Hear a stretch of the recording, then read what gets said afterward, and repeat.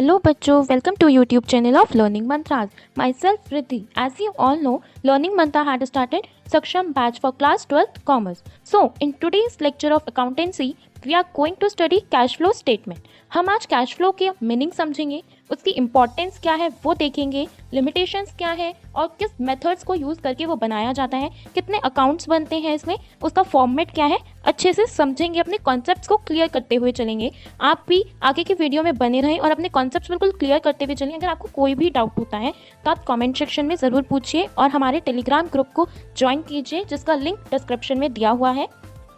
तो अब चलते हैं अपने टॉपिक की तरफ। फर्स्ट हम समझते हैं what is cash flow statement. जैसे कि इसके नेम से ही पता चल रहा है, कैश फ्लो यानी कि पैसों का इधर उधर फ्लो होना, जाना। हम इसमें रिकॉर्ड करते हैं अपने इनफ्लोज को और आउटफ्लोज को। अब इनफ्लोज और आउटफ्लोज क्या होते हैं? इनफ्लोज यानी जब आपके पास पैसा आता है। अब आपके पास पैसा कब आता है? जब आप अपनी, जैसे मान लीजिए एसेट है, आपने कोई प्रॉपर्टी है उसको सेल कर दिया है तो आपके पास उसका पैसा आएगा, या कोई इन्वेस्टमेंट सेल कर दी, कोई शेयर कैपिटल सेल आउट कर दी, तो आपके पास क्या आएगा? उससे मनी आ रहा है, इनफ्लो हो रहा है पैसों का, उसको हम रिकॉर्ड कर लेंगे कैश फ्लो स्टेटमेंट में।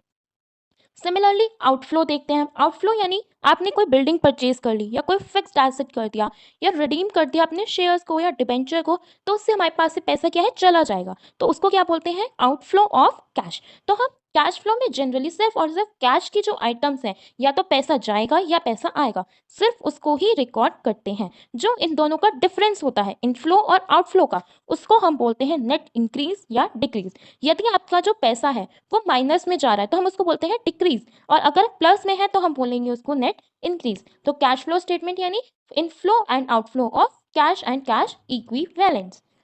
नेक्स्ट टॉपिक है हमारा कैश एंड कैश इक्विवेलेंट्स क्या होते हैं। अकाउंटिंग स्टैंडर्ड 3 के according cash and cash equivalents हम देखते हैं क्या है। कैश यानी कि जैसे बैंक में पैसा हो गया, डिमांड डिपॉजिट्स हो गए, डिमांड डिपॉजिट्स यानी चेक्स वगैरह हो गए, उसको आप कभी भी लिक्विफाइड करा सकते हो, कभी भी कैश निकाल सकते हो अपना बैंक से, या आपके पास कहीं कैश रखा है उसको यूज कर सकते हो।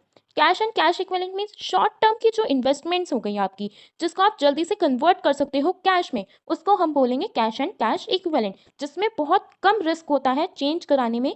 जिसके लिए जैसे मान लीजिए आपके पास कोई भी प्रॉब्लम आ गई, विद इन 1 वीक 2 वीक्स में आपको पैसा चाहिए, तो आप बैंक में जाते हैं, अपना कैश निकलवा लेते हैं, तो वो कैश एंड कैश इक्विवेलेंट है, जल्दी से जो लिक्विफाइड हो जाता है। लिक्विफाइड यानी जिसको हम अपने पास एकदम ले लेते हैं। मान लीजिए फिक्स डिपॉजिट्स है, उसकी तो एक डेट फिक्स हुई ना, एक डेट वो फिक्स करा लेते हैं पहले ही कि इतनी डेट पे ही आपको इसका पैसा जो है मैच्योर होगी आपकी। तो इसलिए जो मतलब आपका कैश इन हैंड है या बैंक के साथ डिपॉजिट होता है उसको हम बोलते हैं कैश एंड कैश इक्विवेलेंट, क्योंकि ये जल्दी से लिक्विफाइड हो जाता है। नेक्स्ट टॉपिक है हमारा importance of cash flow statement, यानी इंपॉर्टेंट क्यों है हम कैश फ्लो स्टेटमेंट को बनाएं।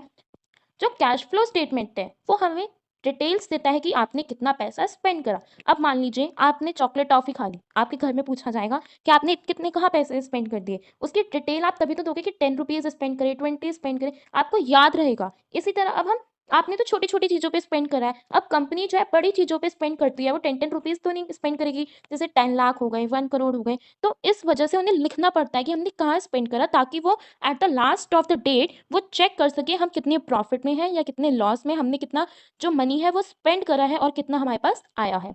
सेकेंड पॉइंट है help maintain optimum cash balance, जिससे हम कैश को एक प्रॉपर ऑप्टिमम यानी बेस्ट वे से हम उसको मेंटेन कर सके, रख सके। ये नहीं कि इधर खर्च दिया पैसा या उधर खर्च दिया, मतलब एक प्रॉपर सीक्वेंस होनी चाहिए, एक देख के खर्चा जाएगा पैसा, जहाँ ज़्यादा नेसेसिटी होगी वहीं पे होगा। थर्ड है helps you focus on generating cash. अगर आपका लॉस में जाएगा, आप चेक करेंगे लास्ट में कि आपने कितना आउटफ्लो करा, कितना इनफ्लो। अगर आपका आउटफ्लो ज़्यादा है तो आप उस चीज़ को मेंटेन करोगे ना, जिससे आप कैश को जनरेट कर सको। इसलिए जो कैश फ्लो स्टेटमेंट है वो मेंटेन करने में, फोकस करने में और डिटेल्स में बहुत हेल्प करती है। Useful for short term planning, अगर आपको कोई शॉर्ट टर्म प्लानिंग करनी है उसमें बहुत यूजफुल है। आपको मान लीजिए कुछ चीज़ परचेज करनी है, तो उसके लिए आपको क्या चाहिए? कैश चाहिए। तो कैश के लिए आपको एक प्लानिंग करनी पड़ेगी कि मुझे 1 लाख रुपीज़ चाहिए, मुझे ये व्हीकल खरीदना है। आप ये थोड़ी एक ही दिन में निकाल के दे दोगे। पहले हम घर में भी प्लानिंग करते हैं ना कि ये चीज़ में हमें ज़्यादा बेनिफिट मिल रहा है, उसके फीचर्स इतने अच्छे हैं, फिर हम एक डिसाइड करते हैं। तो कैश फ्लो स्टेटमेंट हमें शॉर्ट टर्म प्लानिंग में हेल्प करती है, जिससे हम एक, अगर हमारे पास ऑप्टिमम एक यूजफुल और मेंटेन रहेगा हमारा कैश, तो हमें कहीं भी सोचना नहीं पड़ेगा खर्चने से पहले। नेक्स्ट है हमारे पास लिमिटेशंस। अब हर चीज़ की कुछ ना कुछ अच्छाई है तो उसमें कुछ ना कुछ नेगेटिव इम्पैक्ट्स भी होंगे, हर चीज़ प्रॉपर एक्यूरेसी नहीं दे सकती। तो हम पढ़ते हैं लिमिटेशंस क्या है कैश फ्लो स्टेटमेंट की। It is mostly based on secondary data. हम इसको सेकेंडरी डाटा से ही बनाते हैं। मान लीजिए आपकी कंपनी है, कंपनी में आपने एसेट दिखाया 1 लाख का, बट वो था 2 लाख का, तो आपने सेकेंडरी जो डाटा था उससे ही तो शो करा ना, आपने डायरेक्ट तो नहीं शो कर दिया उसमें। सेकेंडरी डाटा में गड़बड़ भी हो सकती है, विंडो ड्रेसिंग भी की जा सकती है। विंडो ड्रेसिंग यानी कुछ भी उसको अच्छा दिखाने के लिए, शो करने के लिए उसमें चेंजेस करे जा सकते हैं। सेकेंड पॉइंट है it does not take non cash transactions into account. Cash flow statement में हमने पढ़ा भी डेफिनेशन में, ये इनफ्लो और आउटफ्लो को नोट करती है, बट हमने इसमें ये तो नहीं पढ़ा कि नॉन कैश ट्रांजेक्शन्स को रिकॉर्ड नहीं करती। तो यहाँ पे जो प्रिंसिपल्स है हमारा मैचिंग प्रिंसिपल, वो भी काम नहीं करेगा। क्यों? क्योंकि अगर मान लीजिए आपने सेल करा है गुड्स को क्रेडिट पे यानी उधार पे सेल कर दिया आपने, वो तो लिखा ही नहीं, तो जो आपकी एंट्रीज है वो मैच ही नहीं होंगी। इधर वाली साइड जो लेफ्ट हैंड साइड है वो ज़्यादा रहेगी राइट हैंड साइड के कंपैरिजन में। यहाँ पे भी जो कैश फ्लो स्टेटमेंट है वो हमारा बेनिफिशियल नहीं है। थर्ड है it does not adhere to fundamental accounting principle. जैसा भी मैंने आपको सेकंड पॉइंट में बताया, ये मैचिंग प्रिंसिपल को, अक्रूवल प्रिंसिपल को सेटिस्फाई नहीं करता। अक्रूवल प्रिंसिपल कहता है कि चाहे आपके पास पैसा आए या ना आए, आपको ट्रांजेक्शन को रिकॉर्ड करना ही है। तो उसमें उस वहाँ पर भी कैश फ्लो स्टेटमेंट जो है वो फ्लॉप हो जाता है, उसकी लिमिटेशंस आ जाती हैं वहाँ पर भी। फोर्थ है it does not substitute for the income statement of business. ये सब्सटीट्यूट का वर्क नहीं कर सकती इनकम स्टेटमेंट ऑफ बिजनेस में, हमें उसमें इनकम स्टेटमेंट बनानी ही होगी। फिफ्थ पॉइंट है हमारा it is not totally useful in gauging the profitability of business. ये हमारी पूरी तरह हमारे बिजनेस के प्रॉफिट्स को मेजर करने में भी हेल्प नहीं करती, यूजफुल नहीं है, क्योंकि हम इसमें कुछ भी, अगर मान लीजिए आपने क्रेडिट दिया है किसी को, आपका तो वो लॉस है ना, क्रेडिट देके आपके पास से तो पैसा चला गया, बट लेकिन उसमें जो कैश फ्लो स्टेटमेंट है उसमें तो हमने नहीं शो किया ना, तो वो हमें प्रॉफिटेबिलिटी इतने अच्छे से बिजनेस की नहीं दिखा पाएगा, ना ही प्रॉपर लॉस पता चल पाएगा, ना ही प्रॉपर प्रॉफिट पता चल पाएगा। नेक्स्ट है हम देखते हैं कि preparation of cash flow statement. हम कैश फ्लो को कैसे प्रिपेयर करते हैं, हम उसके एक बार स्टेप्स देखते हैं कि हमें क्या क्या स्टेप्स जो है कैश फ्लो को बनाने के लिए चाहिए होते हैं। फर्स्ट स्टेप है calculation of operating activities. Operating activities क्या होती हैं? जिसमें हम बिजनेस की डे टू डे एक्टिविटीज को रिकॉर्ड करते हैं। डे टू डे एक्टिविटीज होती हैं इसमें। ओके, सेकेंड स्टेप है हमारा इन्वेस्टिंग एक्टिविटीज। इन्वेस्टिंग एक्टिविटीज यानी एसेट्स को रिकॉर्ड करते हैं हम इसमें, कि आपने कितने फिक्स्ड एसेट परचेज करे, कितनी इन्वेस्टमेंट करी है, कहाँ पे इनफ्लो हुआ है, कहाँ आउटफ्लो हुआ है। थर्ड है फाइनेंसिंग एक्टिविटीज। इसमें हम शेयर्स हो गए, डिबेंचर्स हो गए हमारे, वो सब लिखेंगे। अब आपने अपना डे टू डे चेक कर लिया कि आप कितना डे टू डे पे खर्च करें, जैसे सैलरी, वेजेस हो गए, कोई चीज़ डेप्रिशिएट कर गई, कुछ अप्रिशिएट हुआ है, वो सब। सेकेंड स्टेप में हमने एसेट्स देख लिया कि हमने कितने एसेट्स सेल आउट करे हैं या कितने बाई करे हैं। थर्ड में हमने शेयर्स भी देख लिए और डिबेंचर्स देख लिए। अब हम फोर्थ स्टेप में देखेंगे कि अब हमारे पास प्रॉफिट हो रहा है या लॉस हो रहा है, यानी कि नेट इंक्रीज हो रहा है या नेट डिक्रीज हो रहा है। मतलब हमने ज़्यादा इनफ्लो कर दिया है, हमारा इनफ्लो ज़्यादा है या आउटफ्लो ज़्यादा है, या आउटफ्लो ज़्यादा है या इनफ्लो ज़्यादा है। अगर आपका इनफ्लो ज़्यादा है तो हम लिखेंगे नेट इंक्रीज, और अगर आउटफ्लो ज़्यादा है तो हम लिखेंगे नेट डिक्रीज। ओके, तो ये 4 स्टेप्स हैं। पहले स्टेप में ऑपरेटिंग, सेकंड में investing activity, third financing, and fourth में हम नेट इंक्रीज और डिक्रीज चेक करेंगे कैश एंड कैश इक्विवेलेंट्स में। ये अकाउंटिंग स्टैंडर्ड 3 के अकॉर्डिंग है हमारे 4 स्टेप्स। नेक्स्ट है हम देखते हैं कि हम कैलकुलेशन कैसे करते हैं ऑपरेटिंग एक्टिविटीज़ की। पहले हम समझते हैं कि ऑपरेटिंग एक्टिविटीज़ होता क्या है। ऑपरेटिंग एक्टिविटीज़ यानी कि जो हमारी डे टू डे लाइफ से एक्टिविटीज़ होती है, जो डे टू डे हमारी लाइफ से इन द सेंस कि बिजनेस से रिलेटेड होती हैं। अब मान लीजिए आपके बिजनेस में गुडविल है, वो अप्रिशिएट हो गई या डेप्रिशिएट हो गई, या आपने किसी एम्प्लॉय को सैलरी दे दी, या फिर कुछ सर्विसेज रेंडर करी, कमीशन फीस रॉयल्टीज़ वगैरह हो गई, गुड सर्विसेज पे करे हैं किसी को, तो ये सब चीज़ें हम परचेज एसेट्स में नहीं लिख सकते। ऑपरेटिंग यानी जो डे टू डे से होती है एक्टिविटीज़, जैसे cash receive from the sale of goods और रेंडरिंग सर्विसेज। अब आप एक बिजनेस है, वो तो डेली टू डेली गुड्स को देगा ही, सेल आउट करेगा ही, तभी तो उसका बिजनेस चलेगा। अब उसके लिए फिक्स्ड एसेट तो नहीं है ना गुड्स, क्योंकि वो उसमें डील कर रहा है।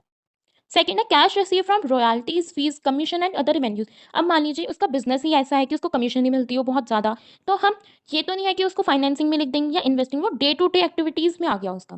कैश पे टू सप्लाई फॉर गुड्स और सर्विसेज। अब मान लीजिए आपको पीछे से मटेरियल आपने मंगाया है शॉपकीपर से, तो ये भी आपके लिए डे टू डे एक्टिविटीज़ है, आप इसको फिक्स्ड एसेट में लिख सकते हैं क्योंकि आप उसे सेल आउट करने वाले हैं। नेक्स्ट है cash paid to employees on the behalf of employees. आपने अपने एम्प्लॉयज जो रखे हुए अपनी शॉप पे या बिजनेस में, उनको फीस पे किया है, उनकी सैलरी पे ऑफ करी है, तो वो भी आपको हर मंथ करनी ही पड़ेगी। कैश रिसीव्ड और paid to insurance company for premium claims, annuities और अदर पॉलिसी बेनिफिट। अब मान लीजिए कोई इंश्योरेंस कंपनी है, उसको मनी रिसीव हुई या फिर उन्होंने प्रीमियम पे करा, तो ये उनके लिए डे टू डे है, इसलिए ऑपरेटिंग में आएगा। Cash paid as income tax और refund of income tax until they can be specifically identified with financing और इन्वेस्टिंग कंपनीज। जब तक कि हमें स्पेसिफिकली ये नहीं बताया जाता कि फाइनेंसिंग के साथ है या इन्वेस्टिंग के साथ है हमारा इनकम टैक्स रिलेटेड, तब तक हम उसे ऑपरेटिंग में डे टू डे में ही कंसिडर करेंगे।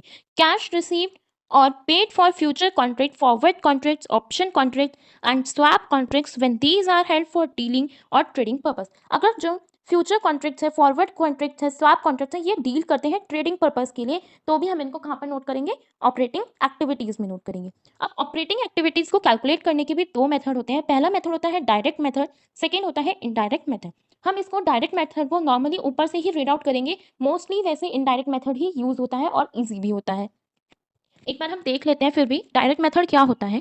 इन this method figures of income statement, example sales, purchases, stock expenses are so analysed to convert income statement based on cash basis.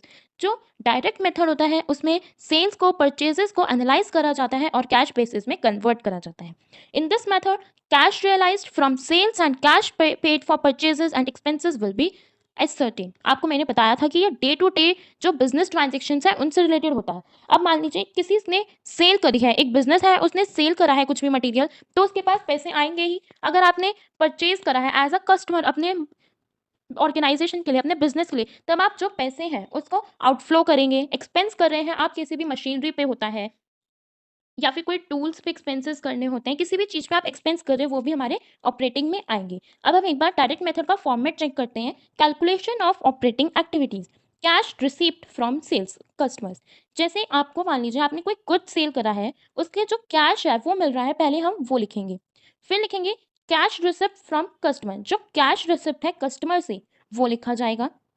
फिर लिखा जाएगा कैश पे टू सप्लायर्स एंड एम्प्लॉयज। मान लीजिए आपके यहाँ कोई काम करता है एम्प्लॉय, उसकी जो आपने सैलरी दी है वो हम पे ऑफ करेंगे, पहले इसमें लिखा जाएगा, माइनस होंगे ये सब। या फिर मान लीजिए आपने कहीं से गुड्स बाय अप करे हैं, सप्लायर को पे करना है वो। इसके बाद हम इसको लिखेंगे कैश जनरेटेड फ्रॉम ऑपरेशंस। आपने जो कैश है वो कितना अर्न करा ऑपरेशन से, यानी जैसे सेल्स वगैरह से या फिर अदर चीज़ों से, आपने जो ऑपरेशन परफॉर्म करे हैं उनसे आपको कितना मिला है। इनकम टैक्स पेड, आपने कितना इनकम टैक्स पे करा है, हमने भी पढ़ा था पीछे। जब तक इनकम टैक्स स्पेसिफिकली वो ना दे कि इन्वेस्टिंग में आएगा या फाइनेंसिंग में, तब तक वो ऑपरेटिंग में ही आएगा। Cash flow before extra ordinary items, extra ordinary items को हम या तो माइनस करेंगे या फिर प्लस करेंगे। फिर आपका लास्ट में आ जाएगा net cash flow from operating activities. जरूरी नहीं है net cash flow from operating activities ही आए, नेट कैश फ्रॉम की जगह यहाँ यूज्ड भी आ सकता है। यूज्ड यानी माइनस में, फ्रॉम यानी प्लस में। ओके, नेक्स्ट है हमारा मेथड इनडायरेक्ट मेथड से कैलकुलेट करते हैं। सबसे पहले ऑपरेटिंग एक्टिविटीज कैलकुलेट करने के लिए हम देखेंगे प्रॉफिट निकाला जाएगा, जो कि प्रॉफिट बिफोर टैक्स और एक्स्ट्रा ऑर्डिनरी आइटम्स में होगा। एक्स्ट्रा ऑर्डिनरी आइटम्स जैसे गुडविल अमोर्टाइज्ड हो गई, अमोर्टाइज्ड यानी उसकी वैल्यू इंक्रीज हो गई या डेप्रिशिएट हो गया कुछ भी ऐसे। Further this profit requires certain adjustment related to non cash and non operating items. इसके बाद हम देखेंगे कि नॉन कैश से रिलेटेड आइटम्स है या फिर नॉन ऑपरेटिंग से रिलेटेड आइटम है। An increase or decrease in the value of current asset and current liabilities which also affect the cash flow, so these should be adjusted to net profit। सबसे पहले हम देखेंगे current asset increase हो रहा है या current liabilities के साथ डिक्रीज हो रहे हैं वो, तो हम सबसे पहले उसे नेट प्रॉफिट में एडजस्ट करेंगे। फिर loss on sale of asset, depreciation और फिक्टिशियस और intangible asset written off to be added back. अब आप देखिए एक्स्ट्रा ऑर्डिनरी आइटम्स क्या होती हैं। एक्स्ट्रा ऑर्डिनरी आइटम्स यानी जो आइटम्स बार बार नहीं अक्कर होती। ये नहीं आपके यहाँ लॉस हो रहा है इस एसेट्स पे या फायर लग गई हमारे एसेट्स में, तो ये थोड़ी हर रोज ही होता रहेगा। कभी हो गया, मान लीजिए बाई चांस किसी से मिस्टेक हो गई, लॉस हो गया, ट्रैश हो गया, टेयर वेयर कुछ भी हो गया, या फिर किसी से जो फायर है वो पास में आ गई, पेट्रोल रखा था तो फायर लग गई, तो ये थोड़ी ज़रूरी थोड़ी है रोज ही लगे। अगर आपके पास ऐसा कुछ हो रहा है तो हम उसको वापस क्या कर देंगे, ऐड कर देंगे। Other items which affect investing or financing cash flow such as profit or assets, sale of asset, dividend, interest income. जो बाकी की जो आइटम्स हैं जो इफेक्ट करती हैं हमारे इन्वेस्टिंग को, इन्वेस्टिंग का मतलब जो फिक्स्ड एसेट्स या नॉन करेंट इन्वेस्टमेंट्स को इफेक्ट करती हैं, फाइनेंसिंग मतलब शेयर होल्डर्स हो गया, डिबेंचर्स हो गए, प्रपोज डिविडेंड वगैरह हो गया, उसको इफेक्ट करती है, तब वो इन्वेस्टिंग और फाइनेंसिंग कैश फ्लोज में जाती है। अब हम एक बार देखते हैं अपना फॉर्मेट कैसा होता है। सबसे पहले ऑपरेटिंग एक्टिविटीज कैलकुलेट करने के लिए हम एनपीबीटी निकालते हैं। एनपीबीटी यानी net profit before interest, tax and extra ordinary items.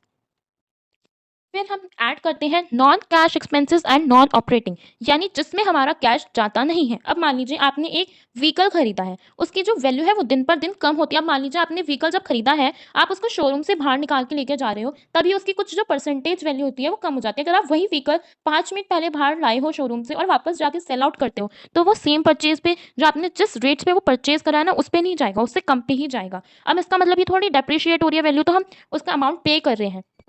अगर आपकी मान लीजिए गुडविल है, गुडविल डेप्रिसिएट हो रही है, आपकी गुडविल डेप्रिशिएट हो रही है, तो आप उसकी अमाउंट नहीं पे करेंगे। सिमिलरली इंटरेस्ट पे हो रहा है, ये सब जो चीज़ें हैं इसको हम बोलते हैं कि हमें लॉस हो गया, बट प्रैक्टिकली हम इसकी जो मनी है वो नहीं पे करते।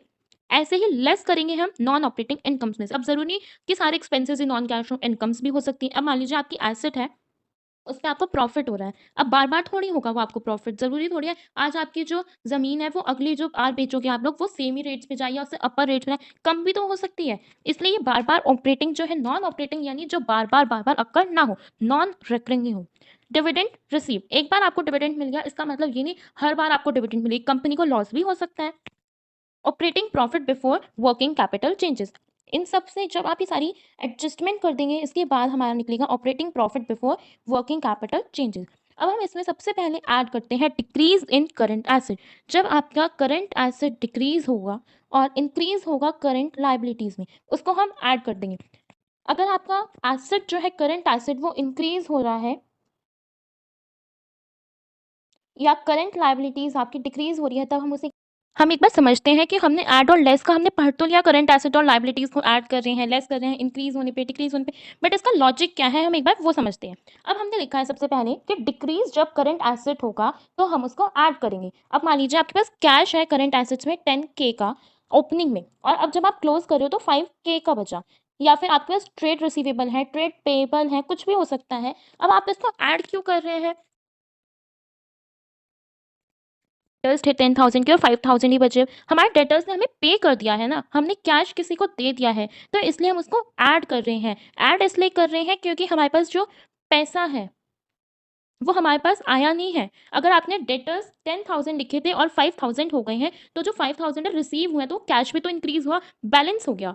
ऐसे ही इंक्रीज इन करंट एसेट, अब करंट लाइबिलिटी सॉरी, अगर आपकी करंट लाइबिलिटीज है, क्रेडिटर्स हैं, अब क्रेडिटर्स हमारे बढ़ गए, तो हमारे पास से ये थोड़ी है कि हमने उन्हें पैसे दे दिए, क्रेडिटर्स बढ़ गए तो नीचे कैश कम हो जाएगा, बैलेंस हो जाएगा ना, इसलिए हमने उसे ऐड कर रहे हैं। अब लेस क्यों कर रहे हैं? करंट एसेट्स अगर इंक्रीज होते हैं तो हम उसे क्या करते हैं? लेस करते हैं। अब इसलिए लेस करते हैं, अगर आपके करंट एसेट इंक्रीज हो रहे हैं तो आपने कैश दे दिया, जितने का कैश गया उतने का करंट एसेट लिखा भी तो है हमने, तो वो मैच हो गया, डेबिट और क्रेडिट साइड दोनों इक्वल होगी, इसलिए हमने उसको माइनस कर दिया है, क्योंकि हमारे पास एक्चुअल में जो कैश है वो आया तो नहीं है ना। और डिक्रीज हो गई करंट लाइबिलिटीज, यानी आपके क्रेडिटर्स से 10,000 के अब हो गए 5,000 के। अब हमारे पास इतना ही 5,000 से अगर आपने क्रेडिटर्स को पे करा है तो कैश भी तो कम हुआ, तो मैच हो गया दोनों साइड से, इसलिए हमने उसको लेस कर दिया है।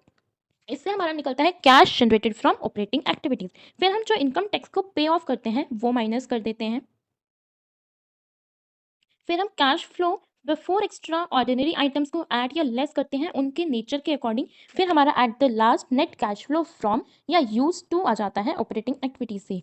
तो हमने इस वीडियो में बहुत अच्छे से कैश फ्लो क्या होता है, उसकी लिमिटेशंस, इंपॉर्टेंस, ऑपरेटिंग एक्टिविटीज़ क्या होती है, उसके अंदर क्या क्या आता है, उसका फॉर्मेट सब कुछ पढ़ लिया है। अब हम नेक्स्ट वीडियो में कंटिन्यू करेंगे with our investing and financing activities.